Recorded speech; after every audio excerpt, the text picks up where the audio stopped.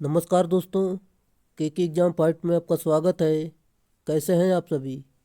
उम्मीद है आप सभी सही होंगे और आपकी यूपी पीसीएल टी2 की परीक्षा की तैयारी अच्छी चल रही होगी। दोस्तों, इस परीक्षा को ध्यान में रखते हुए हमने इलेक्ट्रिशियन थ्योरी से कुछ महत्वपूर्ण प्रश्नों की सीरीज स्टार्ट की है, जो कि ये प्रश्न प्रीवियस ईयर में पूछे गए प्रश्न होंगे। दोस्तों, ये यूपी पीसीएल टी2 के अलावा यूपी आर्मिनल T two, DRDO, SAIL, NPCIL, NFC, NFL आदि एग्ज़ामों के लिए भी महत्वपूर्ण साबित होगी। दोस्तों, अगर आप इस सीरीज को फॉलो करते हैं तो आईटीआई लेवल का कोई भी एग्ज़ाम हो, इस सीरीज को देखकर उस एग्ज़ाम में बैठ जाना। यहाँ से एक भी प्रश्न आपका बाहर जाने वाला नहीं है। चलिए, आपका ज़्यादा टाइम न लेते हुए इन प्रश्नों की शुरुआत करते हैं। उससे पहले आपसे रिक्वेस्ट है, अगर आप चैनल पर नए हैं तो चैनल को सब्सक्राइब कर लीजिए और अपने दोस्तों में शेयर कर दीजिए। अगर वीडियो अच्छा लगता है तो वीडियो को लाइक ज़रूर करना। हाँ दोस्तों, एक बात और है कि इस वीडियो में सारे टॉपिक कवर किए गए हैं। कोई ऐसा प्रश्न नहीं है जो कि आपका इससे बाहर चला जाए। चलिए शुरुआत करते हैं। जैसा कि दोस्तों, किसी दुर्घटना की अप्रत्यक्ष लागत क्या होती है? सही उत्तर ऑप्शन नंबर बी, घायलों के अनुत्पादक समय की लागत। ये इसका राइट आंसर है।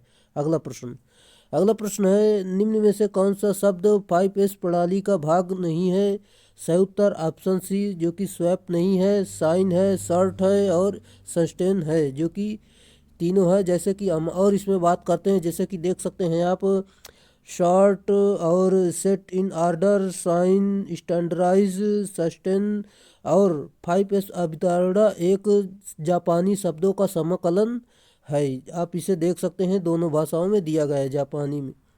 अगला प्रश्न जैसा कि दिया गया है, निम्नांकित में से कौन सा आग का कारण नहीं है? सही उत्तर दोस्तों ऑप्शन नंबर डी, जो कि 3 फेज मोटर में रिवर्स कनेक्शन, ये आग का कारण नहीं है। जबकि दोस्तों, गलत फ्यूज, इससे आग लग सकती है, ढीले कनेक्शन से आग लग सकती है, लाइन व न्यूट्रल के बीच क्षतिग्रस्त, इससे भी आग लग सकती है। चलिए हम अगले प्रश्न पर चलते हैं। आपका अगला प्रश्न जैसा कि दिया गया है, डैश डैश प्रकार की आग में झाग और सूखा पाउडर वाले अग्निशामक प्रयुक्त होते हैं। सही उत्तर ऑप्शन नंबर बी, वर्ग बी, इसका राइट आंसर है। जैसा कि हम इसमें देखते हैं, वर्ग बी प्रकार के आग में झाग और सूखा पाउडर वाले अग्निशामक का प्रयोग करते हैं। वर्ग बी के अंतर्गत ज्वलनशील पदार्थ जैसे कि द्रव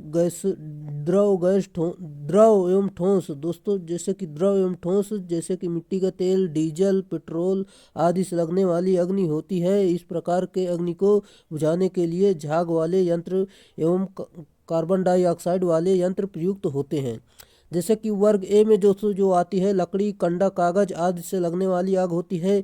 और वर्ग सी में जो होती है, जो गैस से लगने वाली आग होती है। जो डी होती है, इससे बिजली के तारों में जो आग लग जाती है, विद्युत से लगी हुई आग, ये होती है वर्ग डी के अंतर्गत। चलिए हम अगले प्रश्न पर चलते हैं।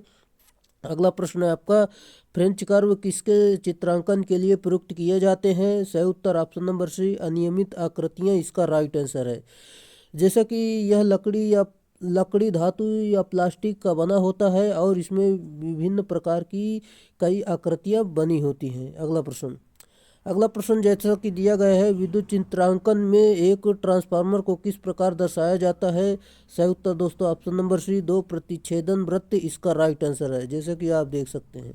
अगला प्रश्न अगला प्रश्न जैसा कि दिया गया है, कठोर तारों को काटने के लिए कौन सा प्लायर उपयुक्त है? Right answer option number D, विकर्ण कटर प्लायर, ये इसका राइट आंसर है। जैसा कि आप देख सकते हैं, ये विकर्ण कटर प्लायर है, आप इसे देख लीजिए। और दोस्तों, इसकी जो विकर्ण कटिंग प्लायर होती है, 100, 125, 140, 160, 180 एवं 200 mm लंबाई के बनाए जाते हैं ये। चलिए अगले प्रश्न पर चलते हैं। अगला प्रश्न आपका जैसा कि दिया गया है, एक कंडक्टर में विद्युत करंट प्रवाह किसके प्रवाह के कारण है? सही उत्तर दोस्तों ऑप्शन नंबर सी, इलेक्ट्रॉन्स के प्रवाह के कारण होता है। और इलेक्ट्रॉन्स या आवेश एक स्थान से दूसरे स्थान तक प्रवाह की विद्युत धारा कहलाते हैं। चलिए अगला प्रश्न आपका दिया गया है, जैसे कि ताम्र यानी तांबे का एक तार जिसकी धारा वहन करने की क्षमता ताम्र यानी तांबे के एक अन्य 2 गुना व्यास वाले तार से डेड डैश होती है। सही उत्तर दोस्तों ऑप्शन नंबर सी, अधिकतम 4 गुनी, ये इसका राइट आंसर है। जैसा कि दोस्तों, इस फार्मूले पर आपको मान रखना है। यहाँ पर जैसे कि मान दिया गया है, यहाँ पर रख देंगे तो आपका जो उत्तर आ जाएगा 4 गुनी, ये इसका सही उत्तर है। चलिए हम अगले प्रश्न पर चलते हैं, जो कि आपका अगला प्रश्न दिया गया है। यदि तांबा की प्रतिरोधकता एक है तो तांबा को एल्युमिनियम से तुलना करने पर संबंधित प्रतिरोधकता क्या है? सही उत्तर दोस्तों ऑप्शन नंबर बी, जो कि 1.6 इसका राइट आंसर है। जैसे कि दोस्तों तांबे की प्रतिरोधकता देख सकते हैं आप 1.76 गुणे 10⁻⁻8 ओम इंटू मीटर इसका मात्रक होता है। एल्युमिनियम की प्रतिरोधकता जो होती है 2.65 गुणे 10⁻⁻8 ओम इंटू मीटर इसका मात्रक होता है। चलिए अगला प्रश्न। अगला प्रश्न जैसा कि दिया गया है, किसी परमाणु के केंद्रक में क्या होता है? राइट आंसर दोस्तों आप सभी को पता होगा, ऑप्शन नंबर बी, प्रोटॉन और न्यूट्रॉन होते हैं। और जो इलेक्ट्रॉन होता है वो चारों ओर चक्कर लगाता रहता है कक्षक में। चलिए अगला प्रश्न। अगला प्रश्न जैसा कि दिया गया है, निम्नलिखित में से किस पदार्थ का तापमान गुणांक कोएफिशिएंट 0 के आसपास होता है? सही उत्तर दोस्तों ऑप्शन नंबर सी, मैग्नीन इसका राइट आंसर है। जैसा कि दोस्तों मैग्नीन का संगठन देख सकते हैं आप, ये कॉपर इसमें 84% होता है, मैग्नीज 12% होता है और निकिल जो होता है 4% इसमें होता है। अगला प्रश्न। वर्ग एच रोधन पदार्थ का सर्वाधिक सुरक्षित तापमान डैश डैश है। दोस्तों ये काफ़ी इंपॉर्टेंट है, आप इन्हें सभी को याद कर लीजिए। जैसे कि एच के अंतर्गत 180 डिग्री सेल्सियस आता है, जो कि हम इसमें सारी बात करेंगे। जैसे कि दोस्तों वाई में 90 डिग्री सेल्सियस, ए में 105 डिग्री सेल्सियस, ई के लिए 120 डिग्री सेल्सियस, बी के लिए 130, एफ के लिए 155, एच के लिए 180 और सी के लिए 180 से ऊपर होता है। चलिए अगले प्रश्न पर चलते हैं। अगला प्रश्न आपका देख सकते हैं आप यहाँ पर, उच्च वोल्टता वाले केबलों में रोधन हेतु साधारणतः प्रयुक्त पदार्थ डैश डैश है। Right answer option number B, अंतर्भारित कागज, ये इसका राइट आंसर है। चलिए अगले प्रश्न पर चलते हैं। अगला प्रश्न आपका जैसा कि दिया गया है, यहाँ पर देख सकते हैं, एक 200 ओम प्रतिरोधक तथा 1000 माइक्रोफैरड संधारित्र को एक स्विच द्वारा 5 वोल्ट की डीसी सप्लाई में सीरीज के रूप में जोड़ा जाता है, तो स्विच को बंद करने की स्थिति में परिपथ के माध्यम से जाने वाली धारा कितनी है? चलिए दोस्तों हम इसे जैसे कि हल करते हैं। जैसे कि दोस्तों इसमें दिया गया, यहाँ पर देख सकते हैं, यहाँ पर इसका मान रख के हल करें तो आपका जो उत्तर निकल कर आ जाएगा। जैसे कि दोस्तों स्विच बंद करने की स्थिति में परिपथ में माध्यम में से केवल प्रतिरोध द्वारा धारा प्रवाहित होगी। जैसा कि आप देख सकते हैं ये 5 द्वारा ही धारा प्रवाहित होगी। फिर इससे भाग दे देंगे तो आपका जो उत्तर निकल कर आ जाएगा ऑप्शन नंबर डी, 0.025 एम्पियर इसका राइट आंसर है। अगला प्रश्न। अगला प्रश्न जैसा कि दिया गया है, आप देख सकते हैं यहाँ पर 3 समरूपी 2 वोल्ट सेलों के आर पार 1 किलो ओम प्रतिरोधक समांतर जोड़ा गया है। प्रतिरोधक से होकर जाने वाली धारा कितनी होगी? सिंपल सा होता है दोस्तों, जो कि समांतर में समान होता है। जैसा कि आप देख सकते हैं सभी समांतर में जुड़े हुए, अतः 1 किलो ओम प्रतिरोधक के क्रॉस वोल्टेज 2 होगा। जैसे कि आप देख सकते 1 किलो ओम में धारा जो है 2/1 किलो ओम, और इसको हल करेंगे तो आपको आ जाएगा 2 मिली एम्पियर इसका राइट आंसर है। चलिए जैसा कि दोस्तों इसका राइट आंसर है option number D, 2 milliampere सही उत्तर होगा। अगला प्रश्न। अगला प्रश्न आपका दिया गया है, एक इलेक्ट्रिक इस्त्री यानी आयरन में थर्मोस्टेट करता है। सही उत्तर ऑप्शन नंबर है, स्विचिंग ऑन ऑफ के द्वारा ऊष्मा को कम करना, ये इसका राइट आंसर है।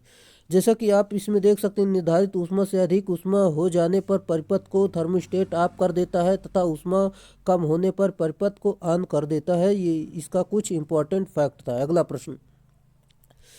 एक ईएलसीबी परिपथ में सदैव डैश डैश संयोजित की जानी चाहिए। Right answer option number B, आपूर्ति से भार ऊर्जा मीटर की ओर, ये इसका राइट आंसर है। जैसा कि दोस्तों ईएलसीबी जो होता है इसका पूरा नाम होता है अर्थ लीकेज सर्किट ब्रेकर होता है।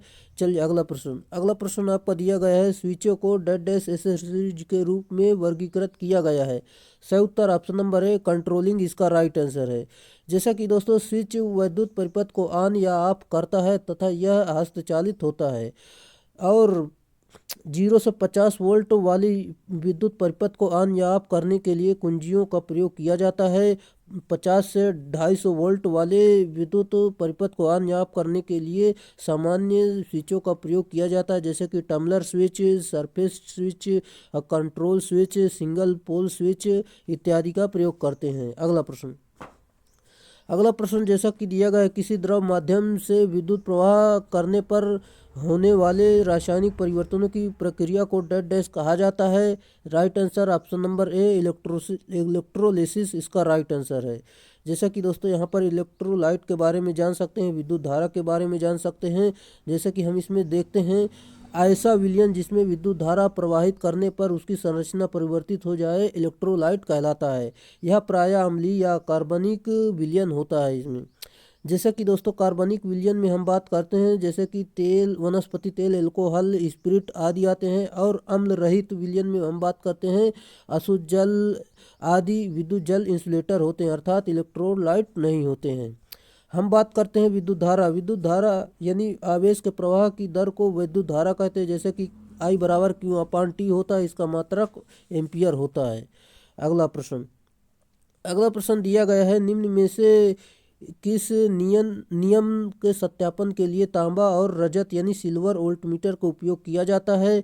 सही उत्तर ऑप्शन नंबर डी फैराडे का दूसरा नियम, ये इसका राइट आंसर है। जैसा कि आप देख सकते हैं यहाँ पर फैराडे के प्रथम नियम के अनुसार इलेक्ट्रोड मुक्त हुए पदार्थ का द्रव्यमान में विलयन में प्रवाहित की गई विद्युत धारा की मात्रा धारा गुणते समय के अनुक्रमानुपाती होता है। जैसे कि दोस्तों देख सकते हैं M बराबर ZIT होता है।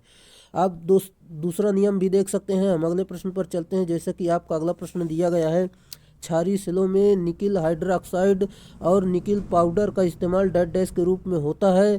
सही उत्तर ऑप्शन नंबर डी धनात्मक प्लेट इसका राइट आंसर है। अगला प्रश्न, जो नियम प्रेरित EMF और धारा सदैव उन्हें उत्पन्न करने वाले कारण का विरोध करता है वह निम्न कारण से।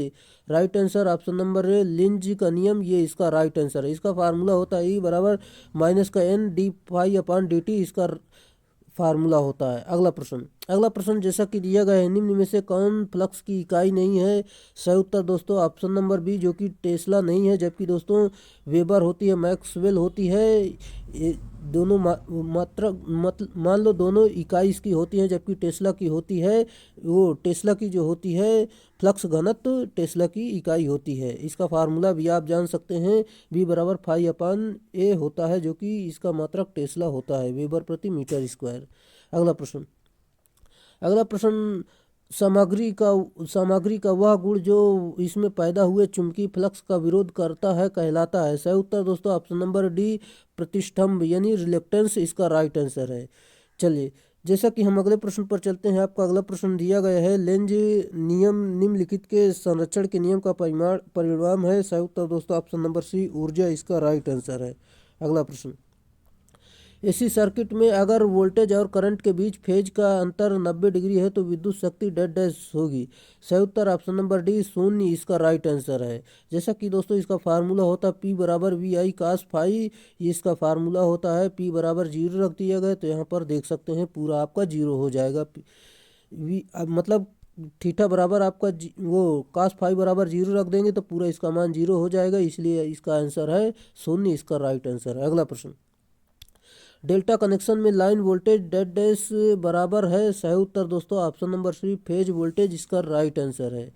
चलिए हम अगले प्रश्न पर चलते हैं। जैसा कि दोस्तों यहाँ पर देख सकते हैं फेज वोल्टेज लाइन वोल्टेज बराबर होती हैं, जो कि यहाँ पर देख सकते हैं डेल्टा संयोजन में लाइन करंट का मान फेज करंट के मान का √3 गुना होता है। यहाँ पर देख सकते हैं डेल्टा कनेक्शन में देख सकते हैं P बराबर √3 VL यानी फेज वोल्टेज करंट धारा cos फाई होता है। अगला प्रश्न आपका दिया गया शक्ति कारक यानी पावर फैक्टर डैश डैश है। सही उत्तर दोस्तों ऑप्शन नंबर बी जो कि यथार्थ शक्ति अपान सापेक्ष शक्ति, ये इसका सही उत्तर होगा। चलिए बाकी देख सकते हैं आप। हम अगले प्रश्न पर चलते हैं। जैसे कि आपका अगला प्रश्न दिया गया है, 3 फेज प्रणाली में संतुलित और असंतुलित भार को मापने के लिए निम्न में से किस पद्धति का प्रयोग किया जाता है। सही उत्तर option number C 2 watt metre पद्धति इसका राइट आंसर है। अगला प्रश्न आपका दिया गया प्रत्यावर्ती धारा यानी AC परिपथ में धारिता प्रतिघात और आवृत्ति के बीच संबंध निम्नलिखित विकल्पों में से किसके द्वारा दर्शाया जाता है। सही उत्तर दोस्तों ऑप्शन नंबर डी XC बराबर 1/2 पाई FC इसका राइट आंसर है। जैसा कि दोस्तों यहाँ पर देख सकते हैं जहाँ की XC धारिता प्रतिघात, F आवृत्ति और C धारिता को प्रदर्शित करता है। अगला प्रश्न, अगला प्रश्न आपका दिया गया है तीन फेज तारा यानी स्टार संयोजित विशुद्ध प्रतिरोधक परिपथ की शक्ति निम्नलिखित में से किसके द्वारा दर्शाई जाती है? संयुक्त दोस्तों ऑप्शन नंबर डी जो कि √3 VL/IL यानी वोल्टेज करंट और करंट धारा इसके द्वारा दर्शाई जाती है। चलिए बाकी और फार्मूले भी आप देख सकते हैं यहाँ पर दिए गए हैं। हम अगले प्रश्न पर चलते हैं जो कि आपका अगला प्रश्न दिया गया है। एक चक्र को पूरा करने के लिए प्रत्यावर्ती धारा AC द्वारा लिए गए समय को क्या कहा जाता है? संयुक्त दोस्तों ऑप्शन नंबर बी प्रत्यावर्ती धारा यानी AC की कालावधि इसका राइट आंसर है, जैसे कि दोस्तों यहाँ पर देख सकते हैं। अगला प्रश्न आपका जैसा कि दिया गया है, कम वोल्टता 440 वोल्ट उपकरणों में मेगर टेस्ट करने के लिए पर्याप्त वोल्टता रेटिंग होगी। सही उत्तर ऑप्शन नंबर सी 500 वोल्ट इसका राइट आंसर है। जैसा कि मेगर वह उपयंत्र है जिसकी सहायता से विद्युत रोधन प्रतिरोध का मापन किया जाता है। निम्न वोल्टता प्रणाली में मेगर की टेस्टिंग वोल्टता 500 वोल्ट तथा उच्च वोल्टता प्रणाली में 1000 से 1500 वोल्ट तक हो सकता है। जैसा कि दोस्तों मेगर दो प्रकार के होते हैं, आप यहाँ पर देख सकते हैं। हैंड ऑपरेटेड यह DC मिली अमीटर व छोटे हस्तचालित DC जनरेटर का संयुक्त रूप है। और ट्रांजिस्टराइड मेगर इसमें 12 वोल्ट की बैटरी व एम्पलीफायर की सहायता से 500 वोल्ट और 1000 वोल्ट 1500 वोल्ट तक आवश्यक टेस्टिंग वोल्टता प्राप्त किया जाता है। अगला प्रश्न जैसा कि आपका दिया गया है, सभी अर्थ वायर्स और अर्थ कंटिन्यूटी कंडक्टर्स आमतौर पर निम्नलिखित किस विकल्प के बने होते हैं? सही उत्तर दोस्तों ऑप्शन नंबर डी जो कि गैल्वेनाइज्ड स्टील इसका राइट आंसर है, इसके बने होते हैं। और इसके जैसा कि देख सकते हैं, जबकि भूतार तांबे का होता है और ये 14 SWG यानी स्टैंडर्ड वायर गेज या 10 SWG गैल्वेनाइज्ड स्टील तार से कम माप का नहीं होना चाहिए। अतः सामान्यतः अर्थ वायर गैल्वेनाइज्ड स्टील का प्रयोग किया जाता है। अगला प्रश्न, 600 वोल्ट अधिकतम वोल्टेज पर संचालित उपकरण के लिए आवश्यक विद्युत रोधन यानी इंसुलेशन प्रतिरोध परीक्षण वोल्टेज कितना होता है? राइट आंसर ऑप्शन नंबर ए 1000 वोल्ट इसका राइट आंसर है। अगला प्रश्न आपका दिया गया है, रिवर्स झुकाव में बैटरी का नकारात्मक चार्ज छेदों के आकर्षित करता है और बैटरी का सकारात्मक चार्ज डेड डैश को आकर्षित करता है। सही उत्तर ऑप्शन नंबर सी फ्री यानी मुक्त इलेक्ट्रॉन्स इसका राइट आंसर है। बाकी जानकारी आप देख सकते हैं। हम अगले प्रश्न पर चलते हैं। आपका अगला प्रश्न दिया गया है, यदि उल्टा ढलान की मात्रा एक निश्चित मान से अधिक बढ़ जाती है तो धारा की तीव्रता अचानक बढ़ जाती है, इसे डेड डैश के रूप में जाना जाता है।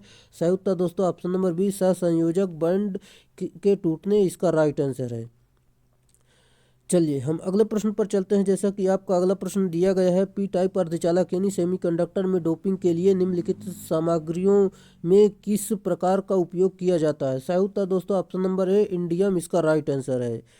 चलिए जैसा कि दोस्तों इसमें देख सकते हैं आप, पी टाइप अर्धचालक बनाने के लिए 3 संयोजी इंडियम, बोरान, गैलियम अथवा एल्युमिनियम वाली अशुद्धि मिलाते हैं। दोस्तों ये काफ़ी इंपॉर्टेंट है, आप इसे याद रखिएगा। और इन टाइप में अर्धचालक बनाने के लिए 5 संयोजी आर्सेनिक यानी फास्फोरस अथवा एंटीमनी मिलाया जाता है। अगला प्रश्न आपका दिया गया है, डायोड को द्विध्रुवीय साधन के रूप में वर्गीकृत किया जाता है क्योंकि right answer option number B जो कि उसके माध्यम से धारा का चालन दोनों छिद्रों और मुक्त इलेक्ट्रॉनों के कारण होता है, ये इसका राइट आंसर है। अगला प्रश्न आपका दिया गया है, किसी डायोड की क्षरण धारा का कारण डेड डैश है? सही उत्तर ऑप्शन नंबर ए अल्पांश वाहक, ये इसका सही उत्तर है। जैसा कि दोस्तों देख सकते हैं आप, बाकी जानकारी आप देख सकते हैं। हम अगले प्रश्न पर चलते हैं। आपका अगला प्रश्न जैसा कि दिया गया है, डायोड के क्षरण धारा के संबंध निम्नलिखित में से क्या सही है? राइट आंसर दोस्तों जैसा कि यहाँ पर आप देख सकते हैं, तापमान के साथ वृद्धि होती है, अल्पांश वाहकों द्वारा उत्पन्न होती है, रिवर्स बायस डायोड में होती है, ये सारे इसके सही हैं। चलिए अगला प्रश्न आपका देख सकते हैं आप, अधिकतम वोल्टेज जिसे डायोड बिना भंग हुए उत्क्रम दिशा में सामना कर सकता है उसे डेड डैश कहते हैं। सही उत्तर ऑप्शन नंबर बी उच्चतम व्युत्क्रम वोल्टता इसका राइट आंसर है। चलिए दोस्तों अगले प्रश्न जाने से पहले आपसे रिक्वेस्ट है, अगर आप चैनल पर नए हैं तो चैनल को सब्सक्राइब कर लीजिए और अपने दोस्तों में शेयर कर दीजिए। अगर वीडियो अच्छा लग रहा हो तो वीडियो को लाइक ज़रूर करें। अगर आप इस सीरीज़ को फॉलो कर रहे हैं तो आप शुरुआत से ये सारी सीरीज़ ज़रूर देखें, क्योंकि ऐसा कोई प्रश्न नहीं है जो कि एक वीडियो से दूसरी वीडियो में रिपीट हो रहा हो। और दोस्तों हमने इसमें पूरा मान लो इलेक्ट्रिशियन थ्योरी को पूरा कवर किया है, कोई ऐसा टॉपिक नहीं है जो कि छूट गया है। और हम आपको ये बताना चाहेंगे, जैसे कि दोस्तों आप शुरुआत से पढ़ते हैं तो आपको काफ़ी ज़्यादा फ़ायदा मिलेगा, क्योंकि दोस्तों जो छोटे छोटे टॉपिक थे उन्हें हमने पहले ही वीडियो में कवर कर दिया है, उनके आप प्रश्न इसमें रिपीट नहीं हो रहा है। इसलिए हम आपको बता दें, अगर इस वीडियो को ज़रूर अगर देखें तो पूरा शुरुआत से देखें ताकि आपका पूरा कॉन्सेप्ट क्लियर हो जाए। चलिए, जैसा कि बीजेटी के टर्मिनल क्या होते हैं? सही उत्तर option number C, base collector और एमीटर, ये इसका राइट आंसर है। जैसे कि बीजेटी यानी बाईपोलर जंक्शन ट्रांजिस्टर के टर्मिनल बेस कलेक्टर और एमीटर होते हैं। बीजेटी में विद्युत धारा चालन दोनों प्रकार के आवेश वाहकों यानी अल्पसंख्यक व बहुसंख्यक द्वारा होता है, इसलिए इसे बाईपोलर ट्रांजिस्टर कहा जाता है। अगला प्रश्न दिया गया, डेड डैश एक सक्रिय इलेक्ट्रॉनिक घटक का उदाहरण है। सही उत्तर ऑप्शन नंबर बी, ट्रांजिस्टर इसका राइट आंसर है। जैसा कि दोस्तों ट्रांजिस्टर, एम्पलीफायर, डायोड इत्यादि सक्रिय इलेक्ट्रॉनिक घटक के उदाहरण है। और निष्क्रिय के बारे में देख लेते हैं, जैसे कि दोस्तों रजिस्टर, कैपेसिटर, इंडक्टर निष्क्रिय घटक के उदाहरण हैं। अगला प्रश्न पर चलते हैं। अगला प्रश्न आपका जैसा कि दिया गया है, यहाँ पर देख सकते हैं, ट्रांजिस्टर में ए धारा लब्धि प्रचाल का विशिष्ट मान जो है संग्राहक धारा का उत्सर्जक धारा में एमीटर अनुपात है, डेड डैश की सीमा में होता है। इसका राइट आंसर हो जाएगा, जैसे कि आप देख सकते हैं यहाँ पर 0.95 से लेकर 0.99 इसका सही उत्तर है। चलिए, इसका फार्मूला भी आप जान सकते हैं। हम अगले प्रश्न पर चलते हैं। आपका अगला प्रश्न जैसा कि दिया गया है, हमेशा एक सामान्य संग्राही विन्यास प्रवर्धक की भारपूर्व अंतिम अवस्था है, उस अवस्था को मुख्य कार्य डेड डैश है। सही उत्तर दोस्तों ऑप्शन नंबर सी, प्रतिबाधा मेल मिलाव इसका राइट आंसर है।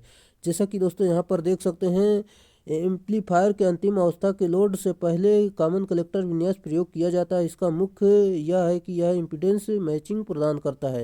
यहाँ पर आप पूरी जानकारी देख सकते हैं दोस्तों, इस सीरीज को पूरा फॉलो करेंगे क्योंकि दोस्तों यहाँ से प्रश्न बनते हैं। अगले प्रश्न पर चलते हैं।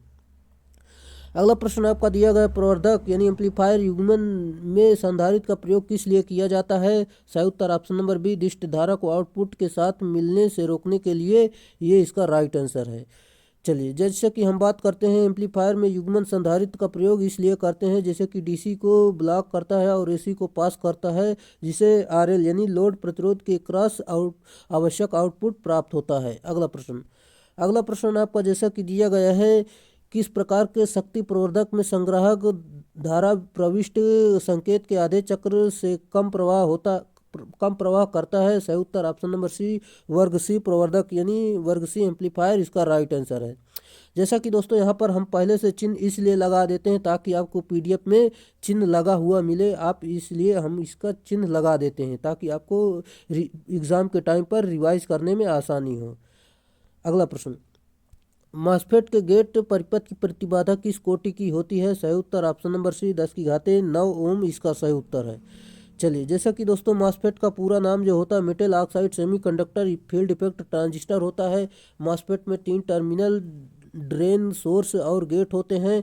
और यूपीएस, एसएमपीएस यानी स्विच मोड पावर सप्लाई, जो कि इन्वर्टर आदि में मॉस्फेट इलेक्ट्रॉनिक डिवाइस के रूप में प्रयोग किया जाता है।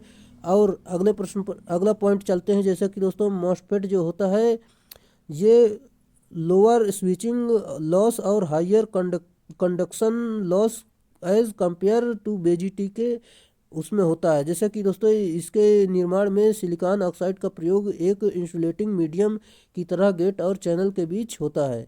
चलिए, जैसा कि दोस्तों यहाँ पर देख सकते हैं, इसका सिंबल भी आप जान लीजिए। अगला प्रश्न आपका दिया गया है, जेएफईटी के संबंध में निम्नलिखित में से कौन सा कथन गलत है? दोस्तों इसका जो राइट आंसर हो जाएगा ऑप्शन नंबर ए, यह एक द्विध्रुवी ट्रांजिस्टर है, ये गलत है। जबकि दोस्तों इसका इनपुट सर्किट रिवर्स बायस में है, ये सही है। यह वोल्टेज नियंत्रित युक्ति है, ये भी सही है। इसका शोर बहुत कम होता है, ये भी सही है। आपका ऑप्शन नंबर ए ये इसका सही उत्तर हो जाएगा। अगला प्रश्न आपका दिया गया है, यह गेट उत्क्रमक या प्रतिलोमक की भी कहलाता है। सही उत्तर ऑप्शन नंबर डी जो कि नॉट गेट इसका सही उत्तर है। चलिए, जैसा कि हम इसमें देखते हैं, नॉट गेट को इन्वर्टर गेट के नाम से भी जाना जाता है। यह दिए गए बाइनरी इनपुट को उसके पूरक यानी कंप्लीटमेंट में परिवर्तित कर देता है, अर्थात 1 से 0 में से तथा 0 से 1 में परिवर्तित कर देता है। इसका सिंबल भी आप जान सकते हैं। इसकी सत्यता सारणी आप देख सकते हैं, जैसे कि इनपुट में 0 देंगे तो आउटपुट में 1 प्राप्त होगा और इनपुट में 1 देंगे तो आउटपुट में 0 प्राप्त होगा। अगला प्रश्न जैसा कि दिया गया है यहाँ पर आप देख सकते हैं, कौन सी अंक पद्धति का आधार 16 होता है। सही उत्तर है सिंपल सा है, जैसा कि दोस्तों ऑप्शन नंबर डी हेक्साडेसिमल इसका राइट आंसर है। चलिए, बाकी जानकारी आप देख सकते हैं। इस प्रणाली में अंक तथा अक्षर दोनों ही प्रयोग किए जाते हैं, इसलिए इस प्रणाली को अल्फा न्यूमेरिक संख्या प्रणाली के नाम से भी जाना जाता है। जैसा कि दोस्तों यहाँ पर पूरी गिनती के बारे में आप देख सकते हैं, जैसा कि 0 से लेकर 15 तक यहाँ पर पूरी जानकारी दी गई है, आप देख सकते हैं। अगले प्रश्न जाने से पहले दोस्तों हम आपको बताना चाहेंगे, जैसे कि दोस्तों आपको इस वीडियो की पीडीएफ चाहिए तो ये टेलीग्राम चैनल ज्वाइन कर सकते हैं, यहाँ पर इसकी पीडीएफ दे दी जाएगी। अगला प्रश्न जैसा कि दिया गया है, घरेलू विद्युत उपकरण ज़्यादातर किस वोल्टेज पर काम करते हैं। सही उत्तर option number C 230 voltage AC पर ये काम करते हैं।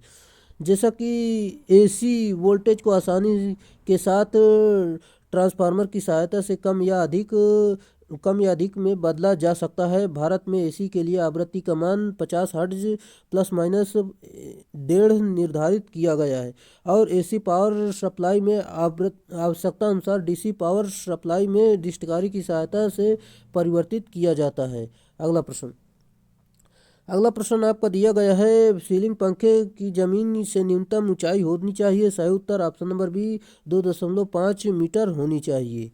चलिए, अगला प्रश्न आपका दिया गया है, वह वायरिंग सिस्टम कौन सा है जो बिजली के झटकों से मुक्त है। सही उत्तर ऑप्शन नंबर बी केसिंग और कैंपिंग वायरिंग, ये इसका सही उत्तर है। दोस्तों, ये वायरिंग 2 प्रकार की होती है, लकड़ी की केसिंग या कैंपिंग वायरिंग और पीवीसी की। देख सकते हैं आप, इसके कुछ महत्वपूर्ण तथ्य जानते हैं हम, जैसे कि दोस्तों लकड़ी की केसिंग कैंपिंग वायरिंग में केबल्स यांत्रिक चोट से सुरक्षित रहता है। केसिंग कैंपिंग वायरिंग में फेज तथा न्यूट्रल तार अलग अलग रहने से स्पार्किंग एवं शॉर्ट सर्किट से आग लगने की संभावना भी कम होती है। अगला प्रश्न, आईएसआई के नियमों के अनुसार किसी लाइटिंग सर्किट में अधिकतम भार डैश से ज़्यादा नहीं होना चाहिए। सही उत्तर ऑप्शन नंबर बी जो कि 800 वाट इसका राइट आंसर है। अगला प्रश्न आपका दिया गया है, डीसी जनरेटर के क्षेत्र कुंडलन बनी होती है। सही उत्तर ऑप्शन नंबर ए तांबे की बनी होती है। जैसा कि दोस्तों क्षेत्र कुंडलन में स्टेटर के आंतरिक भाग में लगे पोल्स के ऊपर स्थापित किया जाता है, जो कि सुपर इनेमल कॉपर होता है। ये क्षेत्र कुंडलन बनाने में प्रयुक्त तार की मोटाई जो है डीसी जनरेटर के प्रकार पर निर्भर करता है। क्षेत्र कुंडलन के उत्तेजन कुंडलन में भी कहते हैं। अगला प्रश्न, डीसी जनरेटर पर लाभ हानि के प्रभाव से होती है। सही उत्तर ऑप्शन नंबर ए दक्षता की हानि, ये इसका राइट आंसर है। जैसा कि दोस्तों दक्षता का फार्मूला भी आप जान सकते हैं, हानि बढ़ने से किसी भी मशीन की दक्षता कम हो जाती है। अगला प्रश्न आपका दिया गया है, ध्रुव फ्लक्स को स्थिर रखते हुए यदि एक डीसी शंट जनरेटर की चाल दोगुनी कर दी जाए तो उत्पन्न विद्युत वाहक बल। सही उत्तर ऑप्शन नंबर ए दोगुना हो जाएगा, ये इसका राइट आंसर है। इसका फार्मूला भी आप जान सकते हैं, जैसा कि दोस्तों दिया गया है। अगला प्रश्न जैसा कि दिया गया है, चल लौह प्रकार के एमीटर में कुंडली में डैश होती है। सही उत्तर ऑप्शन नंबर बी जो कि मोटे तार और फेरों की संख्या कम होती है, ये सही उत्तर है इसका।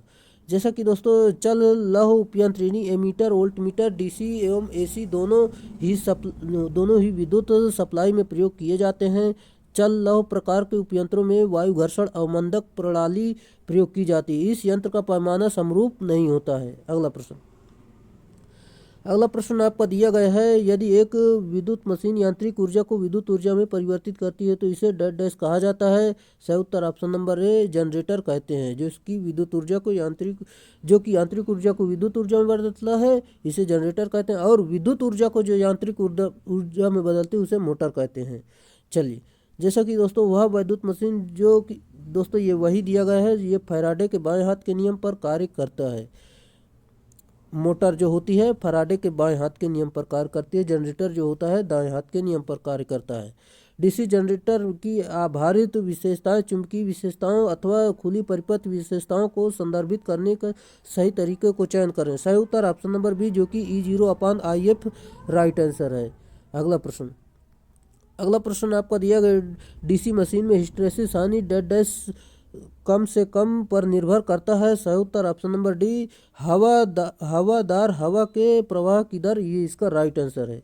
यहाँ पर देख सकते हैं डीसी मशीन में हिस्टैरिसीस हानि निम्नलिखित कारकों पर निर्भर करती है। जैसे कि इस फार्मूले से इस संबंध को आप निकाल सकते हैं। ये पूरी जानकारी दी गई है, आप समझ सकते हैं। हम अगले प्रश्न पर चलते हैं। जैसा कि आपका अगला प्रश्न दिया गया है, यहाँ पर देख सकते हैं डीसी मशीन की दक्षता वक्र की प्रकृति है। सही उत्तर ऑप्शन नंबर डी पहले बढ़ता है फिर घटता है, ये इसका राइट आंसर। जैसा कि दोस्तों यहाँ पर देख सकते हैं पहले बढ़ा फिर घट गया, यहाँ पर समझ सकते हैं हम। अगले प्रश्न पर चलें। अगला प्रश्न है, जब डीसी मोटर की चाल को बढ़ाते हैं तो सही उत्तर option number B back EMF बढ़ता है और धारा घटती है, ये इसका राइट आंसर है। अगला प्रश्न आपका दिया गया है, जैसे कि छोटी मशीनों के लिए दिष्ट धारा मशीन का योग बना हुआ होता है। सही उत्तर option number A cast iron का ये बना होता है। और बड़ी मशीनों में जो है योग को रोल्ड स्टील के चादरों से बनाया जाता है। अगला प्रश्न आपका दिया गया, कम्यूटेटर खंडों को एक दूसरे से विद्युत रोधित रखा जाता है। सही उत्तर ऑप्शन नंबर बी माइका, ये इसका राइट आंसर है। जैसा कि दोस्तों कम्यूटेटर कठोर कर्षित तांबे के खंडों का बना होता है और दिक परिवर्तक या कम्यूटेटर का मुख्य कार्य जनरेटर में एसी को डीसी में बदलना तथा मोटर में डीसी को एसी में बदलना होता है। दिक परिवर्तक एक वैद्युत घूर्णी युक्ति है। अगला प्रश्न जैसा कि दिया गया है, कौन सा नियम डीसी मोटर में लगने वाले बल की दिशा की पहचान करने के लिए लागू किया जाता है। सही उत्तर ऑप्शन नंबर बी फ्लेमिंग के बाएं हाथ का नियम, ये इसका सही उत्तर है। अगला प्रश्न, एक स्टार स्टार संयोजित 3 फेज पैरामीटर में फेज शिफ्ट होता है। सही उत्तर ऑप्शन नंबर ए 0 डिग्री, ये इसका राइट आंसर है। जैसा कि दोस्तों देख सकते हैं स्टार स्टार देख सकते हैं 0 डेल्टा डेल्टा 0, यहाँ पर पूरी जानकारी आप देख सकते हैं। हम अगले प्रश्न पर चलते हैं। आपका अगला प्रश्न दिया गया है, ट्रांसफार्मर में कौन सा रसायन बीजदर के रूप में प्रयोग किया जाता है। सही उत्तर option number B silica gel, इसका राइट आंसर है। जैसा कि दोस्तों हम इसमें बात करते हैं, ट्रांसफार्मर ढक्कन या संरक्षक पर बीजदर लगा होता है। ये परिणामित्र में तेल के ऊपर की वायु में मिश्रित नमी को सोखने का कार्य करते हैं, जिससे टैंक में केवल कुछ शुष्क हवा ही रहती है। जैसा कि ब्रीदर 2 प्रकार के होते हैं, साधारण ब्रीदर, सिलिका जेल ब्रीदर, देख सकते हैं आप। हम इसमें बात करते हैं जैसे कि सिलिका जेल ब्रीदर में वायु में मिश्रित नमी को सोखने के लिए सिलिका जेल का प्रयोग किया जाता है। सिलिका जेल का रंग शुष्क अवस्था में नीला होता है तथा कुछ नमी सोखने पर इसका रंग बैंगनी और बाद में गुलाबी हो जाता है, और गुलाबी रंग होने पर सिलिका जेल के नमी सोखने की क्षमता समाप्त हो जाती है। अगला प्रश्न आपका दिया गया है, एक इकाई ट्रांसफार्मर के लिए उच्च वोल्टता डैश डैश होनी चाहिए। सही उत्तर option number C 24 kilo volt होनी चाहिए। अगला प्रश्न आपका दिया गया है, पैरामीटर में कंजर्वेटर का कार्य क्या होता है। इसका सही उत्तर हो जाएगा, जैसा कि आप देख सकते हैं टैंक में तेल के फैलाव तथा संकुचन को नियंत्रित करना, ये इसका सही उत्तर होगा। चलिए, जैसा कि दोस्तों यह ट्रांसफार्मर के ढक्कन पर लगा होता है। कंजर्वेटर तेल नियमजित ट्रांसफार्मर में ही प्रयोग किया जाता है। अगला प्रश्न आपका दिया गया है, निम्न में से कौन सी शर्त 2 पैरामीटर समांतर कार्य करने के लिए आवश्यक नहीं है। इसका सही उत्तर जैसा कि हो जाएगा, आप यहाँ पर देख सकते हैं केवीए रेटिंग समतुल्य होनी चाहिए, ये इसका सही नहीं है। बाकी दोस्तों आप पूरी जानकारी देख सकते हैं, ये सभी इसके सही हैं। अगला प्रश्न आपका दिया गया है, एक चल कुंडली और एक चल लौह प्रकार के एमीटर श्रेणी क्रम में संयोजित है, जो एक अर्ध डायोड दृष्टिकारी यानी हाफ वेव डायोड रेक्टिफायर के आउटपुट से संयोजित है चल लव प्रकार के मीटर का पाठ्यांक 5 एम्पियर है, चल कुंडली यानी कॉइल मीटर का पाठ्यांक क्या होगा? सही उत्तर दोस्तों ऑप्शन नंबर सी जो कि 3.18 एम्पियर, ये इसका राइट आंसर है। जैसे कि दोस्तों यहाँ पर देख सकते हैं, यहाँ पर कैसे हल किया गया है आप समझ सकते हैं। अगला प्रश्न, 1 मीटर का प्रतिरोध, right answer option number D बहुत कम है, ये इसका राइट आंसर है। जैसा कि दोस्तों अमीटर का प्रतिरोध बहुत ही निम्न होता है, आदर्श अमीटर का प्रतिरोध 0 होता है, अर्थात आदर्श वोल्ट मीटर का प्रतिरोध अनंत होता है। अमीटर प्रतिरोध के श्रेणी क्रम में तथा वोल्ट मीटर प्रतिरोध के समांतर क्रम में जोड़ा जाता है, जैसा कि आप सभी को पता ही होगा। एसी मापन के लिए वोल्ट मीटर के मल्टीप्लायर की प्रतिबाधा है, सही उत्तर ऑप्शन नंबर बी जो कि आवृत्ति के साथ स्थिर रहने, ये इसका राइट आंसर है। अगला प्रश्न आपका दिया गया है, मेगर का उपयोग निम्न में से किसे मापने के लिए किया जाता है? सही उत्तर ऑप्शन नंबर डी उच्च प्रतिरोध मापने के लिए किया जाता है। अगला प्रश्न है, निम्न में से किस मापदंड को मल्टीमीटर द्वारा नहीं मापा जा सकता है? सही उत्तर ऑप्शन नंबर बी तापमान, इसका राइट आंसर है। जैसा कि दोस्तों प्रतिरोध, वोल्टेज तथा धारा को मल्टीमीटर द्वारा मापा जाता है, इसके द्वारा एसी तथा डीसी दोनों पैरामीटर को मापा जा सकता है। एक अच्छे मल्टीमीटर की सुग्राहिता जो है 20 किलो ओम वोल्ट होती है। अगला प्रश्न, अर्धचालक युक्तियों का स्वास्थ्य किसकी सहायता से जांच किया जा सकता है? सही उत्तर ऑप्शन नंबर है डिजिटल मल्टीमीटर, ही इसका राइट आंसर है। जैसा कि दोस्तों इसके द्वारा एसी व डीसी वोल्टता, धारा तथा प्रतिरोध का मापन किया जा सकता है। इसमें सूचना अर्थात रीडिंग अंक प्रणाली में होती है, इसके लिए एलसीडी या एलईडी डिस्प्ले का प्रयोग किया जाता है। अगला प्रश्न आपका दिया गया है, 1 एम्पियर घंटा इनमें से किसके बराबर है? सही उत्तर ऑप्शन नंबर डी जो कि 3600 कूलॉम, इसका राइट आंसर है, जैसा कि दोस्तों यहाँ पर देख सकते हैं। अगला प्रश्न आपका दिया गया है, एमीटर की रेंज को एक डैश मान प्रतिरोध का उपयोग करके बढ़ाया जा सकता है। सही उत्तर ऑप्शन नंबर है निम्न, इसका राइट आंसर है। चलिए अगला प्रश्न आपका दिया गया है, यहाँ पर देख सकते हैं, विद्युत दाब के मापन के लिए प्रयुक्त यंत्र है। सही उत्तर ऑप्शन नंबर है वोल्ट मीटर, ये इसका सही उत्तर है।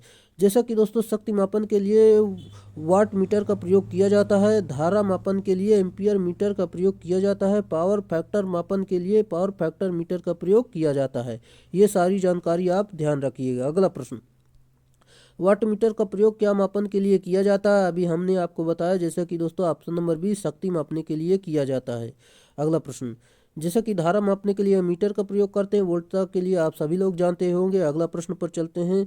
जैसा कि दोस्तों 2 वाट मीटर तकनीकी के अनुसार कुल शक्ति होती है। सही उत्तर ऑप्शन नंबर ए, जैसा कि दोस्तों देख सकते हैं W बराबर W1 प्लस W2 यहाँ पर दिया गया है। अगला प्रश्न, एसी के किस मान को अमीटर वोल्ट मीटर में मापते हैं? सही उत्तर ऑप्शन नंबर ए आरएमएस मान, इसका राइट आंसर है। अगला प्रश्न आपका दिया गया है, जैसा कि हम थोड़ा छोटा कर लेते हैं। जैसा कि दोस्तों किसी त्रिकली प्रेरण मोटर में जब हम स्टेटर वाइंडिंग को सप्लाई देते हैं तो कॉइल में धारा के कारण स्टेटर में डेड डैश निर्मित हो जाता है। इसका राइट आंसर हो जाएगा, जैसा कि आप देख सकते हैं ऑप्शन नंबर बी चुंबकीय फ्लक्स, इसका राइट आंसर है। चलिए, जैसा कि दोस्तों जब किसी त्रिकली प्रेरण मोटर में हम स्टेटर वाइंडिंग को सप्लाई देते हैं तो कुंडलन में धारा के स्टेटर में रोटेटिंग चुंबकीय फ्लक्स उत्पन्न होता है, जिसका मान 1.5 फाई होता है। त्रिकली प्रेरण मोटर की स्वप्रवर्तित मोटर होती है जो कि लैगिंग पावर फैक्टर पर चलती है। अगला प्रश्न आपका दिया गया है, स्वचालित स्टार्ट डेल्टा स्टार्टर में कितने कंडक्टर्स उपयोग किया जाता है? सही उत्तर ऑप्शन नंबर डी जो कि 3 कंडक्टर्स उपयोग करते हैं, और इसका उपयोग 5 से 20 HP तक स्क्वायरल केज मोटर्स में मोटर्स को प्रारंभ करने के लिए किया जाता है, यानी स्टार्ट करने के लिए इसका प्रयोग हम करते हैं। अगला प्रश्न, किसी स्टार्टर में 230 वोल्ट रेटिंग पर एनबीसी कॉइल निम्नलिखित में से किसके साथ जुड़ा होता है? सही उत्तर दोस्तों ऑप्शन नंबर डी जो कि सीधे सिंगल फेज और न्यूट्रल से जुड़ा होता है।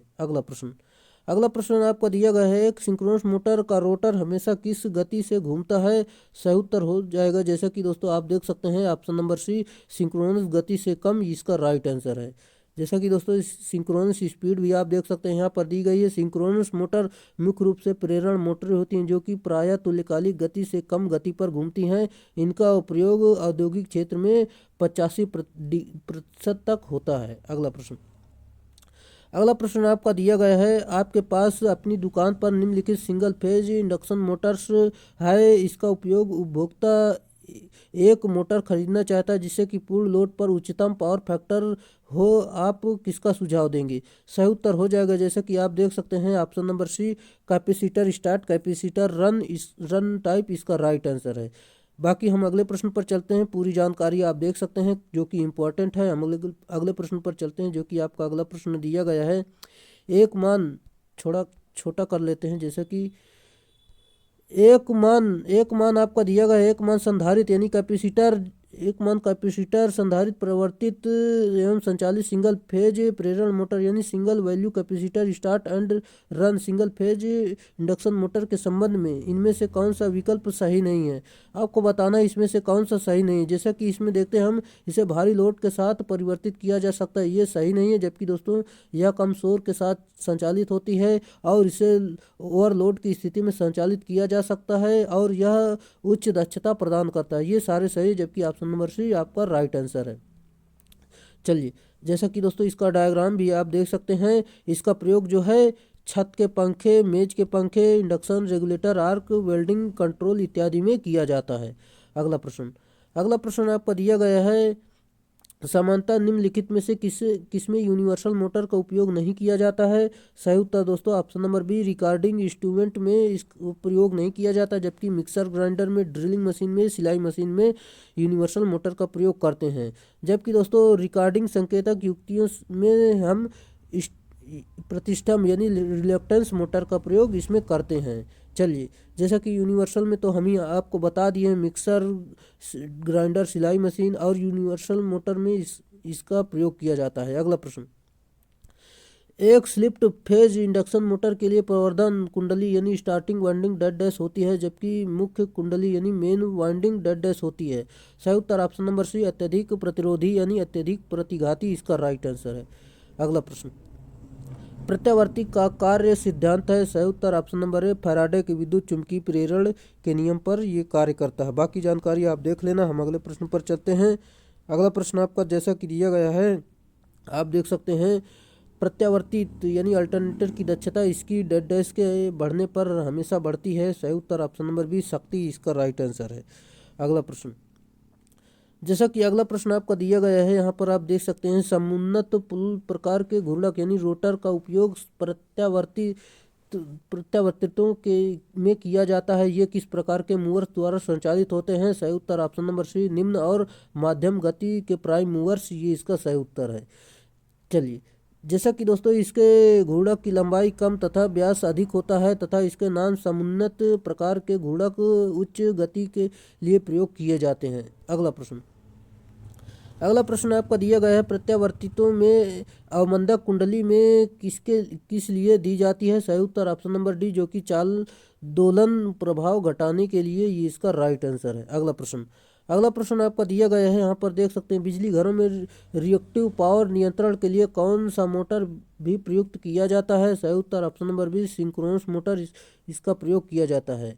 जैसा कि दोस्तों जब सिंक्रोनस मोटर को अति उत्तेजित की अवस्था में बिना भार के चलाया जाता है तो यह अग्रगामी शक्ति गुणक पर कार्य करता है, जिसका उपयोग बिजली के घरों में ट्रांसमिशन लाइन के रिसीविंग सिरे पर किया जाता है। पूरे प्रणाली में शक्ति गुणक को सुधारता है ये।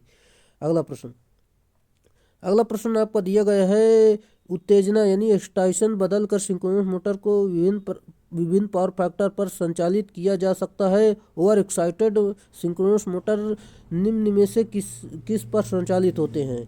सही उत्तर दोस्तों इसका राइट आंसर हो जाएगा, जैसा कि option number C, leading power factor इसका राइट आंसर है। चलिए, हम अगले प्रश्न पर चलते हैं। आपका अगला प्रश्न दिया गया है, निम्न में से किस प्रकार के वाइंडिंग का इस्तेमाल आजकल डीसी मशीनों में नहीं किया जाता है। सही उत्तर option number C, Gramme ring winding इसका प्रयोग नहीं किया जाता, बाकी सभी का प्रयोग किया जाता है। आप देख सकते हैं, जैसा कि दोस्तों हम इसमें देख सकते हैं, लैप वाइंडिंग का इस्तेमाल अधिक धारा तथा कम वोल्टेज के लिए किया जाता है। यानी दोस्तों इसे अधिक धारा और कम वोल्टेज के लिए प्रयोग करते हैं और वेव वाइंडिंग में जो है इसका इस्तेमाल जो है उच्च विभव तथा निम्न धारा के लिए किया जाता है। दोस्तों ये पॉइंट आप जरूर याद रखना, यहाँ से सवाल बन जाते हैं। अगला प्रश्न आर्मेचर की वाइंडिंग के इंटीग्रेशन के लिए किस प्रकार की इंसुलेटिंग पदार्थ का प्रयुक्त किया जाता है? सही उत्तर option number D, baking varnish इसका राइट आंसर है। चलिए अगले प्रश्न, जैसा कि दोस्तों इसमें देख लेते हैं थोड़ा हम। वार्निश का प्रयोग इसलिए किया जाता है क्योंकि वाइंडिंग में लगे हुए चालक प्रत्येक स्लॉट के एक साथ रखे जाते हैं तथा इनका परस्पर लघु पतन से बचाने के लिए इनके ऊपर वार्निश की एक पतली परत चढ़ाई जाती है। अगला प्रश्न, हेलिकल कॉइल्स का इस्तेमाल आमतौर पर किस लिए होता है? सही उत्तर दोस्तों ऑप्शन नंबर बी, जो कि बड़े ट्रांसफार्मर के निम्न वोल्टेज वाइंडिंग के लिए इसका उपयोग किया जाता है। अगला प्रश्न आपका दिया गया है, यहाँ पर देख सकते हैं आप। लैप वाइंडिंग के लिए फ्रंट पिच यानी फ्रंट पिच और बैक पिच लगभग कितनी होनी चाहिए? सही उत्तर option number B, pole pitch के बराबर होनी चाहिए, ये इसका राइट आंसर है। जैसा कि दोस्तों हम देखते हैं फ्रंट पिच बैक पिच दोनों के मान विषम संख्या में होना चाहिए। लैप या वेव दोनों कुंडलन के लिए बैक पिच और फ्रंट पिच का मान विषम संख्या होता है। जैसे कि दोस्तों यहाँ देख सकते हैं बैक पिच बड़ा होता है, फ्रंट पिच यह प्रोग्रेसिव वाइंडिंग कहलाती है। यदि बैक पिच छोटा है फ्रंट पिच से तो यह रेट्रोग्रेसिव वाइंडिंग कहलाती है। अगला प्रश्न आपका दिया गया है, एक कुंडली के बाहर आने वाले सिरों को क्या कहा जाता है? सही उत्तर ऑप्शन नंबर है, कुंडली की लीड इसका राइट आंसर है। अगला प्रश्न आपका दिया गया है, लैप वाइंडिंग में समांतर पथों की संख्या हमेशा होती है? सही उत्तर ऑप्शन नंबर ए, जो कि पोल्स की संख्या के बराबर होती है, जो कि आपको हमने कई बार बताया होगा। अगला प्रश्न आपका दिया गया है, जैसा कि आप देख सकते हैं विद्युत डिस्चार्ज लैंप में प्रकाश ऊर्जा को उत्पादन के कारण होता है। सही उत्तर ऑप्शन नंबर ए, वाष्प या गैस के आयनीकरण, ये इसका राइट आंसर है। बाकी जानकारी आप देख सकते हैं। हम अगले प्रश्न पर चलते हैं। आपका अगला प्रश्न है, गैसों में विद्युत विसर्जन कब होता है? सही उत्तर ऑप्शन नंबर है, जब गैसीय माध्यम से विद्युत धारा प्रवाहित होती है, ये इसका सही उत्तर है। अगला प्रश्न, मरकरी वेपर लैंप में निम्नलिखित में से कौन सा प्रभाव लागू है? सही उत्तर ऑप्शन नंबर ए, गैस आयनीकरण प्रभाव, ये इसका सही उत्तर है। अगला प्रश्न आपका दिया गया है, जैसा कि आप देख सकते हैं डीसी शंट मोटर में गति को नियंत्रित करने के लिए फील्ड वाइंडिंग सीधे डीसी लाइन से जुड़ी होती है और आर्मेचर सीरीज में डेड डैश से जुड़ा होता है। सही उत्तर दोस्तों ऑप्शन नंबर है, थायरिस्टर यानी एससीआर इसका राइट आंसर है। जैसा कि देख सकते हैं आप यहाँ पर हम देखते हैं, जैसा कि दोस्तों डीसी शंट मोटर के गति नियंत्रित करने के लिए फील्ड वाइंडिंग सीधे डीसी लाइन से जुड़ी होती है और आर्मेचर सीरीज थायरिस्टर से जुड़ा होता है। थायरिस्टर के द्वारा डीसी मोटर का नियंत्रण आर्मेचर वोल्टता को नियंत्रित कर या क्षेत्र वोल्टता को नियंत्रित या दोनों को नियंत्रित कर डीसी मोटर को नियंत्रित किया जाता है। इसके जान सकते हैं फार्मूला भी आप देख सकते हैं। अगला प्रश्न जैसा कि दिया गया है, ग्राइंडिंग पिसाई वाले यंत्र यानी मशीन में यदि ग्राइंडिंग पीसने वाले पहियों की विपरीत दिशा में घुमाया जाता है तो डेड डैश। सही उत्तर ऑप्शन नंबर डी, ग्राइंडिंग पीसने वाले यंत्र के पहिए ढीले हो जाएंगे और उतर जाएंगे, ये इसका सही उत्तर है। अगला प्रश्न आपका जैसा कि दिया गया यहाँ पर आप देख सकते हैं, एक उपभोक्ता को बिजली की पेशकश निम्नलिखित टैरिफ पर की जाती है। उसकी अधिकतम मांग 50 रुपये प्रति किलो वोल्ट एम्पियर और उपभोग किया गया प्रति यूनिट 15 पैसे। उपभोक्ता को 0.8 लैगिंग पावर फैक्टर पर कुल लोड 200 किलोवाट है। यदि लोड फैक्टर 80% है तो मासिक बिल कितना होगा? चलिए दोस्तों हम देखते हैं इसको। जैसे कि दोस्तों यहाँ पर हल किया गया, यहाँ पर आप देख सकते हैं यहाँ पर दिया गया पूरी जानकारी पहले निकाल ली गई, फिर दोस्तों इस फार्मूले पर रख दिया गया है जो कि आपका यहाँ पर आ जाएगा। फिर दोस्तों इसके बाद इस पर रखा गया, फिर इसके बाद दोस्तों यहाँ पर आपका जो उत्तर निकल कर आ जाएगा जो कि दोस्तों आपका यहाँ पर सही हो जाएगा। यहाँ पर दिया गया है, हम आपको बता दें जैसा कि दोस्तों आपका ऑप्शन नंबर ए सही उत्तर होगा। चलिए हम अगले प्रश्न पर चलते हैं, जो कि दोस्तों यहाँ पर देख सकते हैं इसका आंसर इतना आया है, जिसकी विकल्प उपलब्ध न होने के कारण आयोग ने विकल्प ए सही माना। यहाँ पर इसे दिया गया स्पष्ट से आप देख सकते हैं, यदि कुल उपलब्ध बिजली उत्पादन आउटपुट से मांग की पूर्ति नहीं होती है तो उत्पादन और मांग के बीच संतुलन बनाने के लिए निम्नलिखित में से कौन सा उपाय उपयोग किया जाता है? सही उत्तर ऑप्शन नंबर है, लोड शेडिंग इसका सही उत्तर है। यदि ट्रांसमिशन लाइन में 6 कंडक्टर्स प्रयुक्त किए जाते हैं तो इसे क्या कहा जाता है? सही उत्तर option number D, double circuit line इसे कहते हैं। जैसा कि दोस्तों 132 किलो वोल्ट और 400 किलो वोल्ट लाइनों में सिंगल सर्किट और डबल सर्किट लाइन दोनों का प्रयोग किया जाता है। अगला प्रश्न जैसा कि दिया गया, पावर ट्रांसमिशन लाइन की ट्रांसपोजिशन व्यवस्था से क्या मदद मिलती है? सही उत्तर आपका जो सही उत्तर हो जाएगा यहाँ पर आप देख सकते हैं ऑप्शन नंबर डी, 3 फेजों के बीच इलेक्ट्रोस्टैटिक संतुलित वोल्टेज को कम करने में, ये इसका राइट आंसर है। चलिए, जैसा कि हम देखते हैं इसमें ट्रांसमिशन लाइन में रेडियो इंटरफेरेंस को कम करने और प्रत्येक फेज को प्रेरकत्व यानी इंडक्टेंस को समान बनाने हेतु कंडक्टर या ट्रांसपोजिशन किया जाता है, जिससे कि ट्रांसमिशन लाइन के प्रत्येक फेज वोल्टता समान प्राप्त होती है। अगला प्रश्न आपका दिया गया है, ट्रांसमिशन लाइन में निम्न में से कौन सा सुरक्षा उपकरण प्रयुक्त किया जाता है? सही उत्तर ऑप्शन नंबर बी, जो कि लाइटिंग असिस्टेंट इसका राइट आंसर है। चलिए दोस्तों, जो कि आपके पूरे प्रश्नों की संख्या कंप्लीट हुई, जो कि दोस्तों 150 से ज़्यादा प्रश्नों को इसमें हमने हल किया है, जो कि सभी टॉपिक से लिए गए हैं। हाँ दोस्तों, अगर इस वीडियो को आप देख रहे हैं तो पूरी वीडियो ज़रूर देखें, क्योंकि दोस्तों जो छोटे छोटे टॉपिक थे उन्हें हमने पहले ही वीडियो में कवर कर दिया है। अब जिसमें जो बड़े टॉपिक हैं उनसे ज़्यादा प्रश्न लिए जा रहे हैं। चलिए दोस्तों, अगर आप चैनल पर नए तो चैनल को सब्सक्राइब कर लीजिए और अपने दोस्तों में शेयर कर दीजिए। अगर वीडियो अच्छा लगा हो तो वीडियो को लाइक ज़रूर करें। चलिए, आज के लिए इतना ही रहेगा, फिर मिलेंगे नेक्स्ट वीडियो में, तब तक के लिए बाय।